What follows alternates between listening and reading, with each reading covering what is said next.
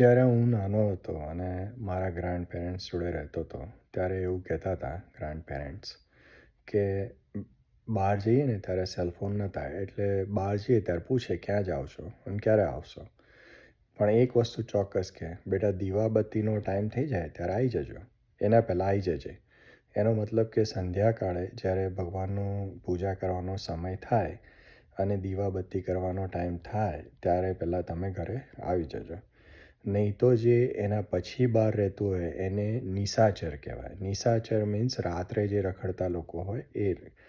અને રાત્રે એ જ માણસો નીકળે કે જેને ખોટું કરવું હોય. જેને સાચું કરવું છે એ એ દિવસે કામ કરતા હોય છે. જેને ખોટું કરવું છે તે રાત્રે કરતા હોય છે. એટલા માટે બાળકોની પાસે આજકાલ સેલફોન થઈ ગયા છે છતાં પણ એક આ વસ્તુ યાદ રાખવી જોઈએ કે બાળકોએ નિશાચર ના થવું જોઈએ અને સાંજે ભગવાનનું નામ લેવાનો, પૂજા કરવાનો સમય થાય, દીવાબત્તીનો સમય થાય એ પહેલાં ઘરે પાછા આવી જવું જોઈએ. જય શ્રી કૃષ્ણ. બીજું એવું પણ કહેતા બા દાદા કે રાત્રે વહેલા સૂઈને વહેલા ઉઠે તે વીર, બળબુદ્ધિને ધન વધે, સુખમાં રહે શરીર.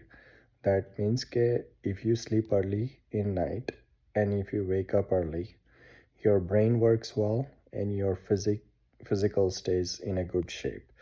So nowadays it's a reverse cycle, but I think everybody should be following that. Sleep early in a night time and also wake up early.